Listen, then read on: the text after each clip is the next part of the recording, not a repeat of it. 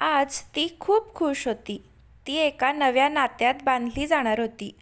तिला खूप आनंद झालेला आणि दुःखही झालेलं होतं. ती तिच्या लोकांना सोडून एका नव्या घरी जाणार होती. बाहेर नवरी मुलीला बोलवल्यानंतर ती जाऊन पाटावर बसते.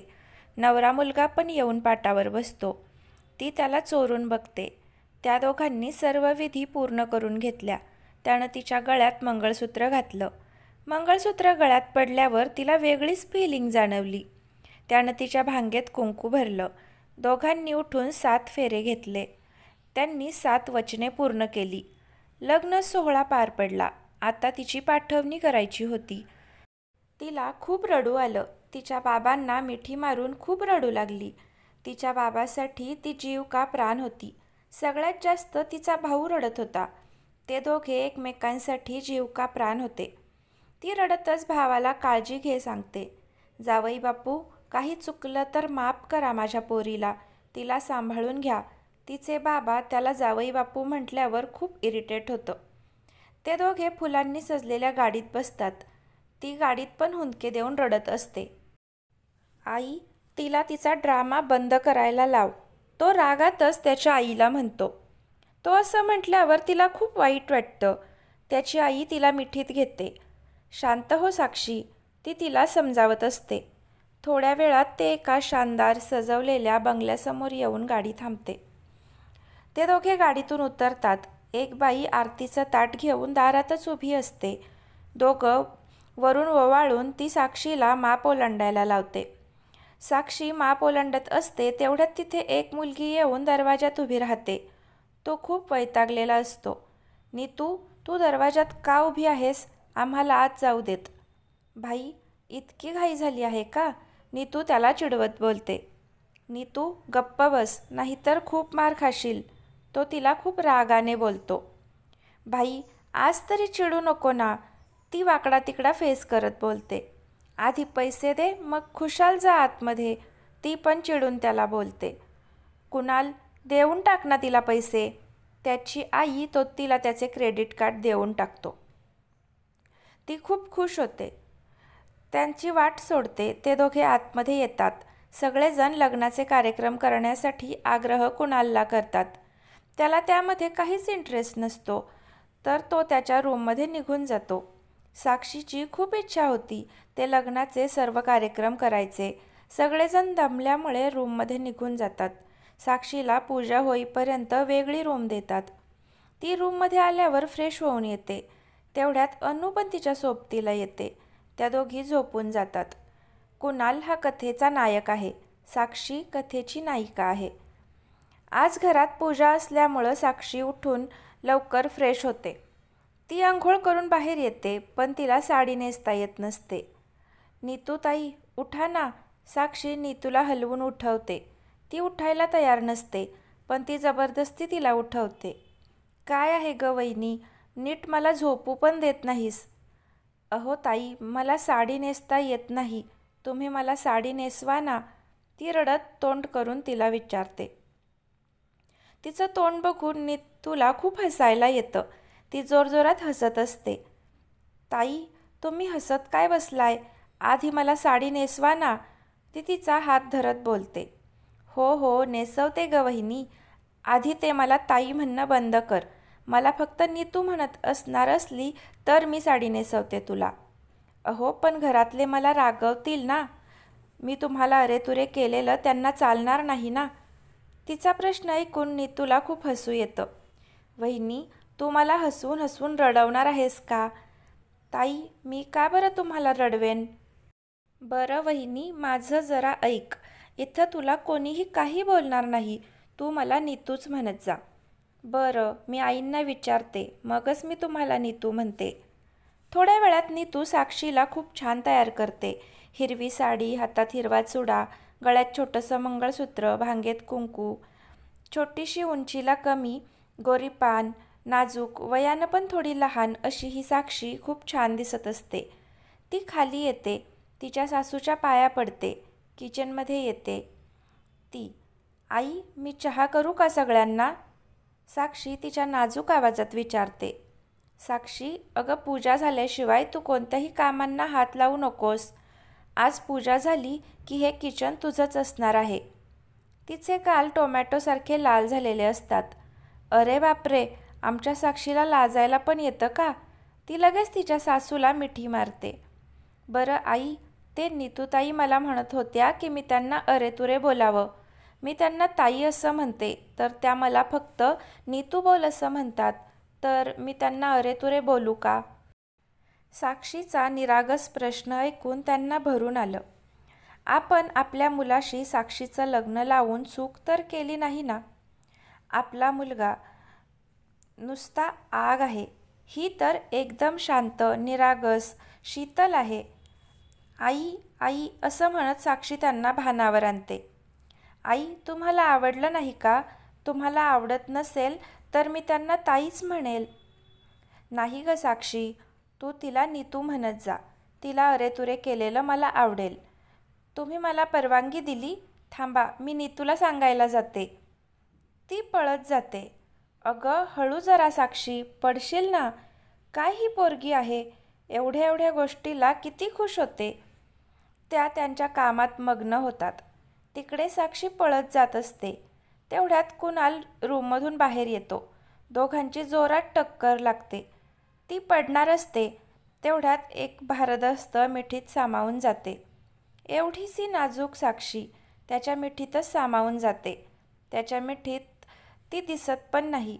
तो तिला बाजूला करून खाली निघून जातो. आई, मला नाश्ता दे, मला बाहेर जायचं आहे. कुणाल, आज तू कुठेही जायचं नाही. आज घरात पूजा आहे. आजच्या दिवशी तरी तू कुठं जाऊ नकोस ना कुणाल. आई, मी दुपारपर्यंत येईन. नाश्ता देतेस की नाही, का जाऊ तसाच? त्याला लगेच नाश्ता आणून देतात. तो खाऊन निघून जातो. काय पोरगा आहे हा, किती हा राग. नुसता नाकाच्या शेंड्यावर राग भरलेला आहे. आता त्याचा राग शांत करणारी आली आहे. बघूया काय होतं ते. घरातल्यांची दिवसभर पूजेची तयारी चाललेली. पूजा असल्यामुळं कुणाल 4 वाजता घरी येतो. तो फ्रेश होऊन पूजेला बसायला येतो.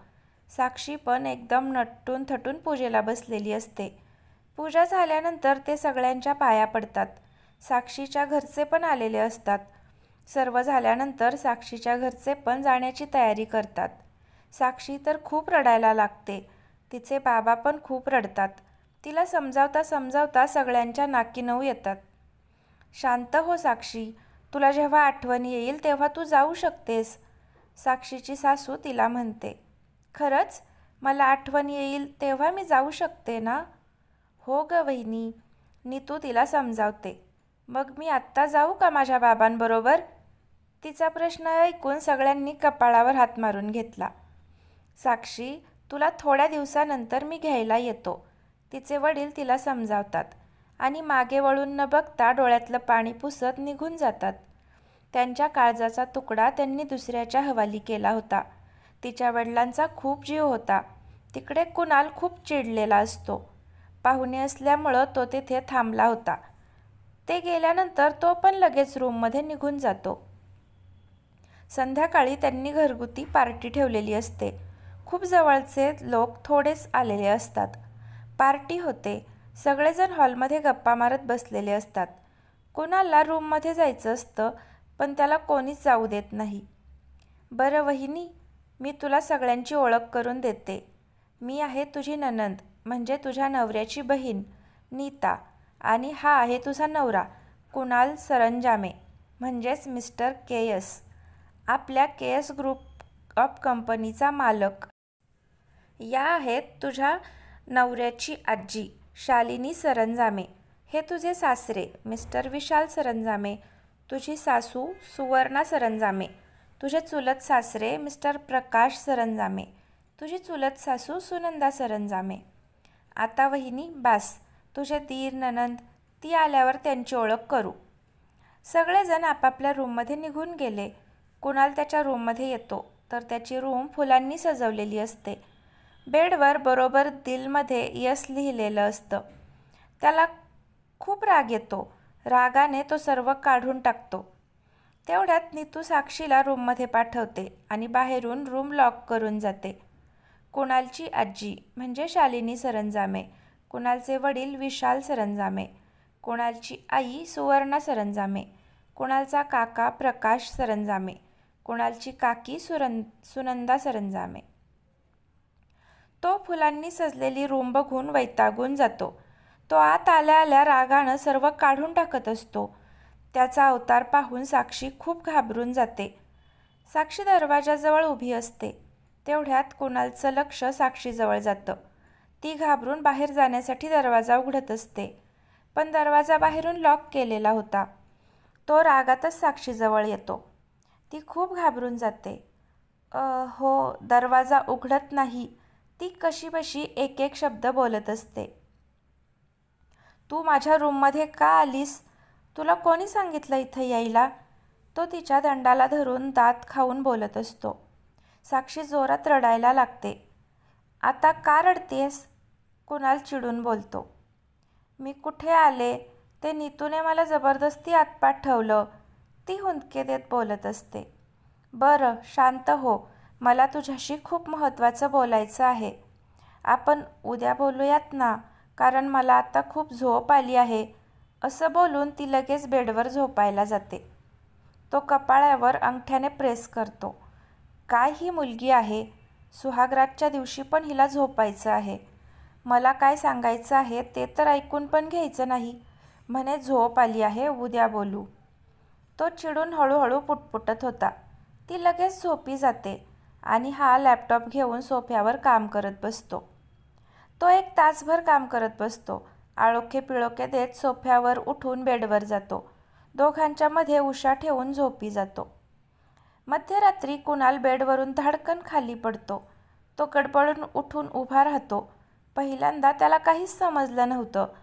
तो व्यवस्थित डोळे उघडून पाहतो तर साक्षी बेडवर आडवी झोपलेली असते. त्याला कळायला वेळ लागला नाही. तिनंच त्याला जोरात लाथ मारली होती. तो तिला व्यवस्थित झोपवून तिच्या शेजारी जाऊन झोपतो. त्याला राग तर खूप आलेला असतो, पण त्याचा राग कोणावर काढताही येत नव्हता. तसाच तो झोपी जातो. थोड्या वेळानं साक्षी तिचा हात आणि पाय त्याच्या अंगावर टाकते. ए साक्षी, अगं उठ बाई. माझ्या झोपेचं खोबरं करून टाकलं आहेस आणि खुशाल निवांत तू झोपली आहेस. उठ लवकर. तो तिला झोपेतून उठवत असतो. ती लगेच खडबडून जागी होते. मी कुठे आहे? ती त्याला विचारत असते. तो सोफ्यावर जाऊन बसतो. कपाळावर हातच मारून घेतो. ए साक्षी, नीट जागी हो आणि बघ, तू माझ्या खोलीत आहेस.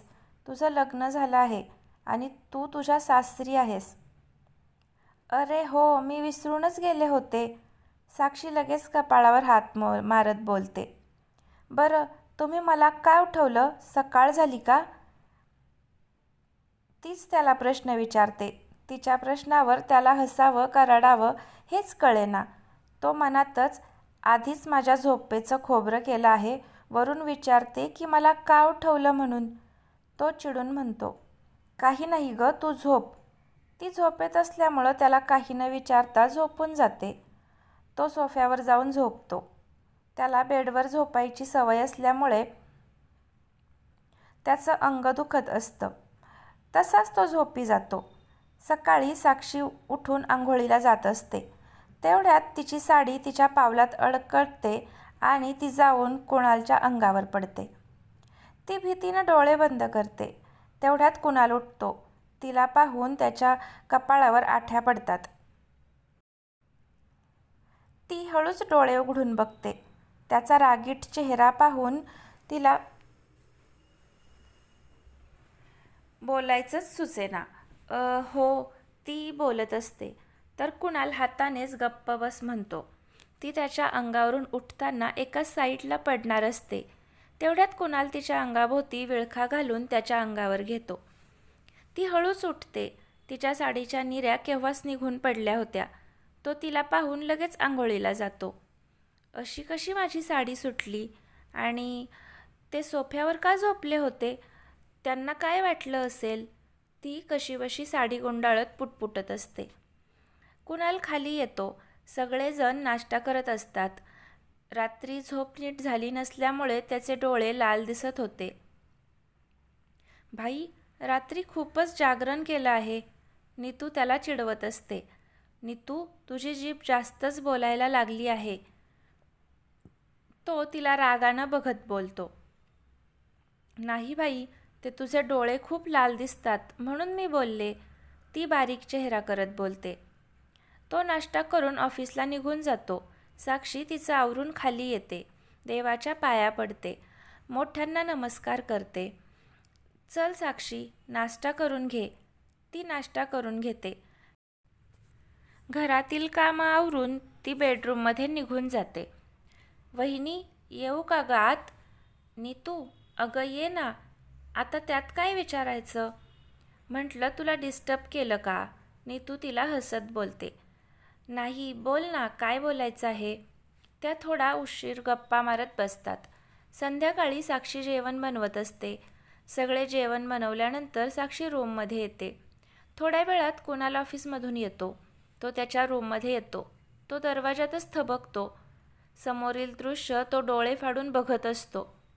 एवढीशी नाजूक साक्षी साडीच्या निऱ्या करत होती.